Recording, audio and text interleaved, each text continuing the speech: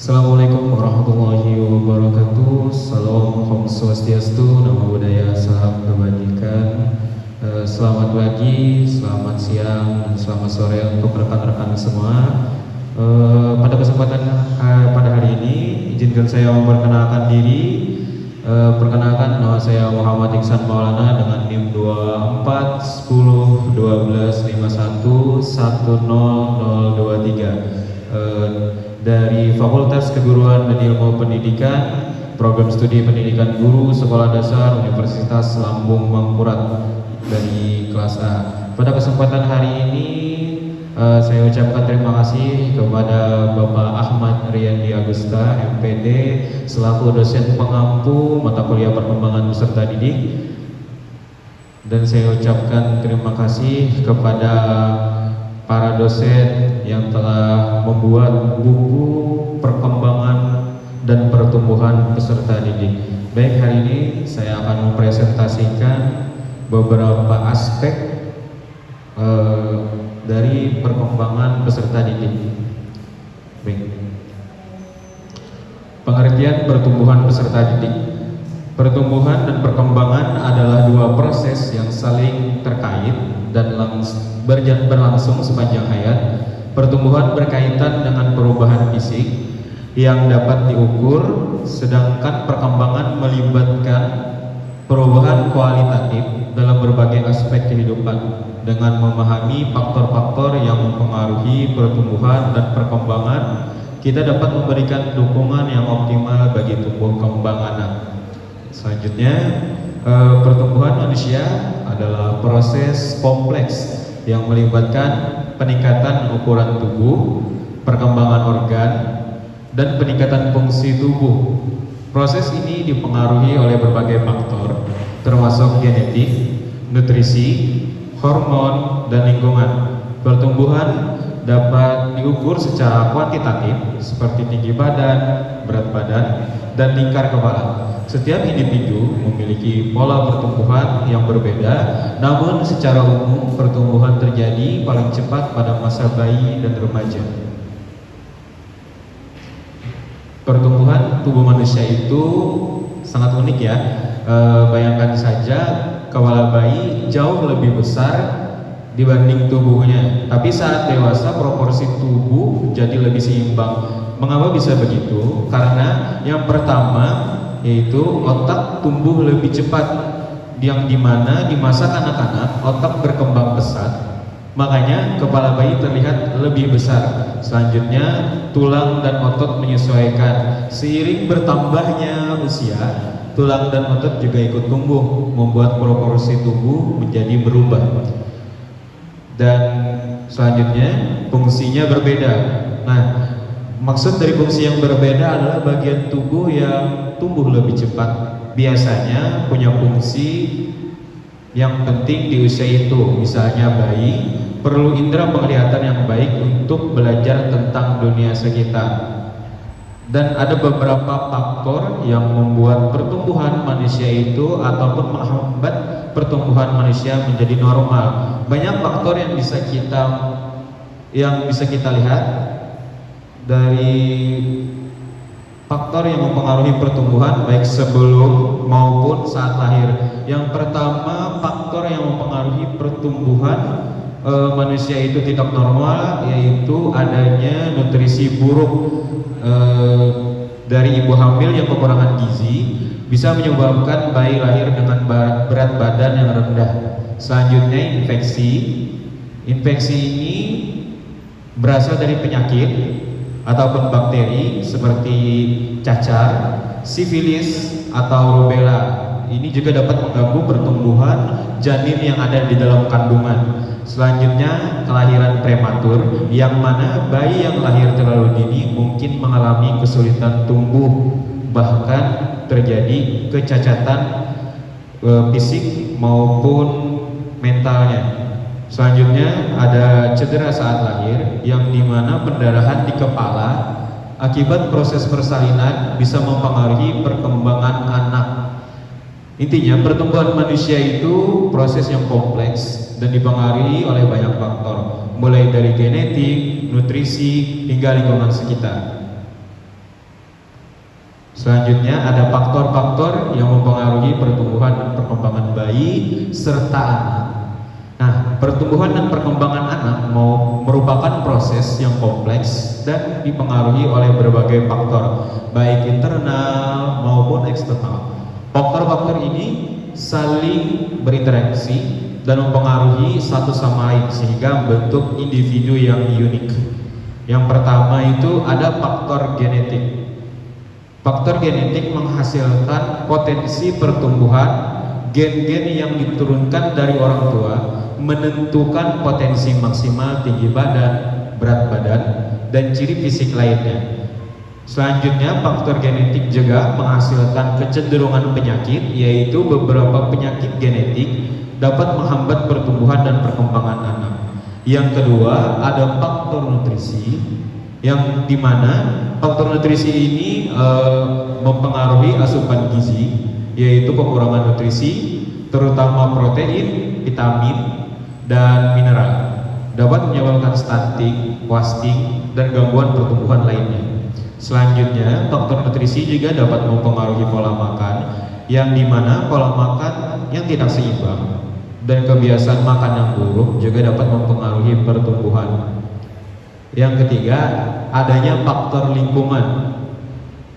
Dari faktor lingkungan itu dapat kita bagi menjadi dua faktor, yaitu pertama faktor lingkungan fisik dan lingkungan sosial. Kita akan memasuki yang pertama, lingkungan fisik, yaitu terpengaruhnya kualitas udara, air, dan tanah yang buruk dapat berdampak negatif pada kesehatan anak.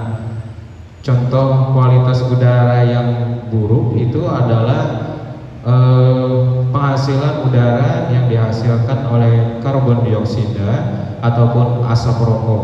Air yaitu dari limbah-limbah pabrik maupun sampah dan yang lainnya. Tanah juga dapat membuat kesehatan pada anak itu menurun karena tanah itu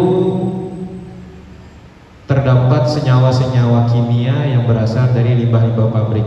Selanjutnya kita memasuki lingkungan sosial, yaitu interaksi sosial dengan keluarga. Interaksi sosial yang pertama terjadi ketika anak masih dalam usia balita ataupun masa anak-anak, yaitu adalah bersosialisasi dengan keluarga. Selanjutnya ada teman sebaya, dan masyarakat secara umum sangat penting untuk perkembangan sosial dan emosional anak. Nah, semisalkan anak itu melakukan interaksi dengan masyarakat ataupun teman sebayanya, itu juga dapat mempengaruhi perkembangan untuk dirinya mengeluarkan sikap sosialisasi dan juga untuk membuat emosionalnya lebih teratur. Selanjutnya ada status sosioekonomi, yang dimana kondisi ekonomi keluarga juga dapat mempengaruhi akses terhadap makanan bergizi, pelayanan kesehatan, dan pendidikan. Memasuki faktor yang keempat, yaitu kesehatan. Faktor kesehatan ini meliputi yang pertama penyakit akut, penyakit kronis. Nah, penyakit akut ini seperti diare dan infeksi saluran pernapasan dapat mengganggu pertumbuhan jika terjadi berulang kali. Selanjutnya ada penyakit kronis. Penyakit kronis yaitu seperti asma, diabetes, dan penyakit jantung dapat menghambat pertumbuhan dan perkembangan anak. Selanjutnya ada faktor psikologis, yang dimana faktor psikologis ini memuat yaitu stimulasi yang cukup dari lingkungan sekitar, sangat penting untuk perkembangan otak dan kognitif anak. Selanjutnya, faktor yang selanjutnya adalah kasih sayang. Kasih sayang dan perhatian dari orang tua itu sangat penting, ataupun kasih sayang dari seorang pengasuh itu sangat penting untuk perkembangan emosi dan sosial anak. Sebab dari adanya kasih sayang itu membuat anak merasakan emosi yang tenang dan stabil. Selanjutnya ada faktor psikologis trauma, yang dimana faktor ini terjadi karena adanya traumatis seperti kekerasan fisik atau seksual dapat menyebabkan gangguan emosional dan menghambat pertumbuhan. Faktor-faktor yang telah dibahas tadi sebelumnya dalam konteks yang lebih luas, yaitu adanya trauma fisik pasca lahir, yaitu terjadinya cedera kepala, infeksi, dan kondisi medis lainnya yang terjadi setelah kelahiran dapat menyebabkan gangguan pertumbuhan fisik dan neurologis. Selanjutnya ada faktor psikologis yang mana kita artikan dalam secara luasnya, yaitu penelantaran, pengabaian, dan kurangnya stimulasi serta kasih sayang yang dapat menyebabkan gangguan perkembangan kognitif, emosional, dan sosial. Selanjutnya, karakteristik umum anak usia sekolah dasar. Nah, di karakter umum anak usia sekolah dasar yaitu ada yang namanya masa transisi, yaitu masa peralihan antara anak-anak dan remaja. Selanjutnya ada aktif dan sosial, yang dimana mereka sangat senang bermain, bergerak, dan berinteraksi dengan teman sebayanya. Dan anak-anak juga mempunyai karakteristik ingin tahu, karena mereka memiliki rasa ingin tahu yang tinggi dan senang belajar melalui pengalaman langsung. Selanjutnya ada perkembangan pesat. Perkembangan pesat ini bisa dilihat baik secara fisik, kognitif, maupun sosial emosional. Mereka mengalami perkembangan yang sangat pesat. Hafid Hartz mengidentifikasi beberapa tugas perkembangan yang perlu dicapai anak usia sekolah dasar, seperti menguasai keterampilan dasar, yaitu membaca, menulis, berhitung, dan keterampilan sosial.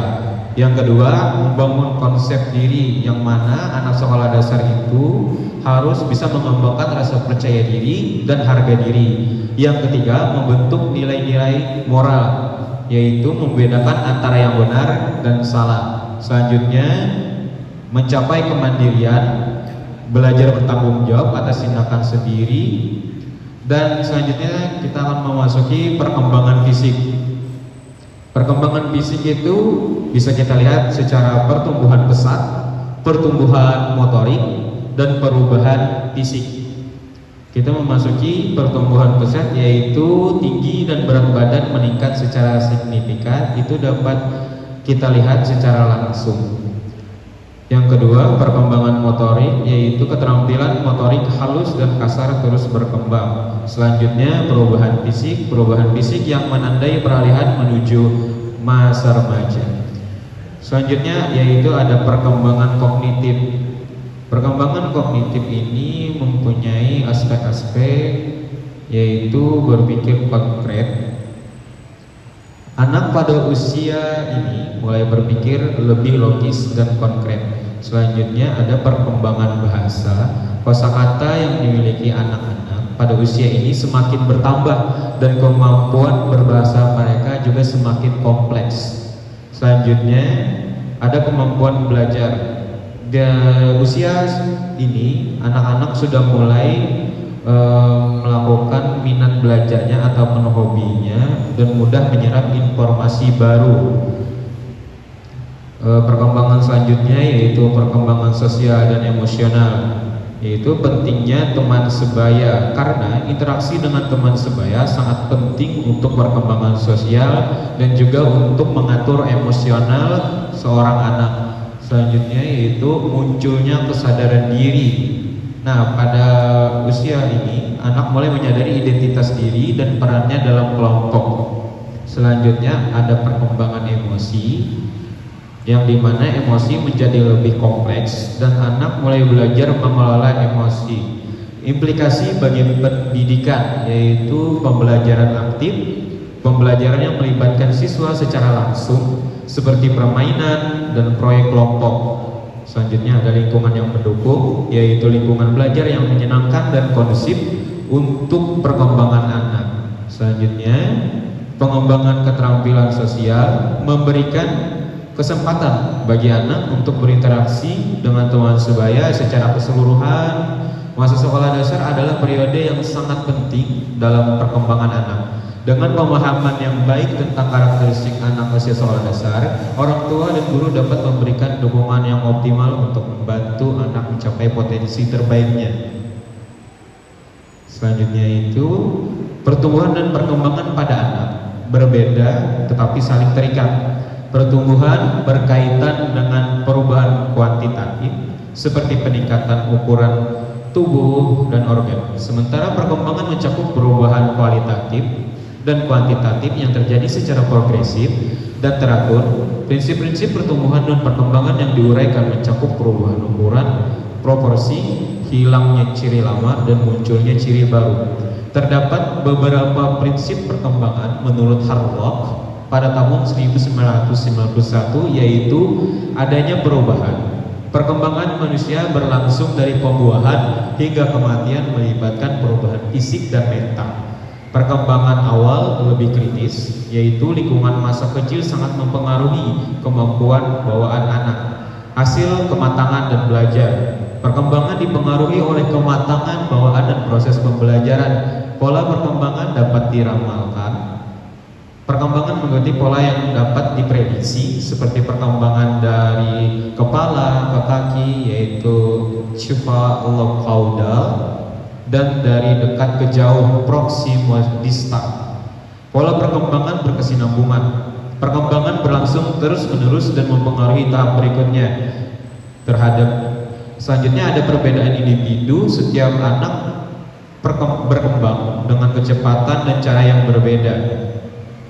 Aspek selanjutnya, bahaya potensial. Setiap anak perkembangan memiliki resiko yang bisa mengganggu perkembangan normal. Penting bagi pengasuh dan guru untuk memperhatikan perkembangan setiap anak secara individual dan memberikan dukungan yang sesuai. Ya, mungkin itu pemaparan yang dapat saya sampaikan. Sekali lagi saya ucapkan terima kasih kepada dosen pengampu Bapak Ahmad Riyadi Agusta MPD dan para dosen-dosen yang telah membuat buku yang berjudul Pertumbuhan dan Perkembangan Peserta Didik. Saya ucapkan terima kasih. Sekian dari saya. Assalamualaikum warahmatullahi wabarakatuh.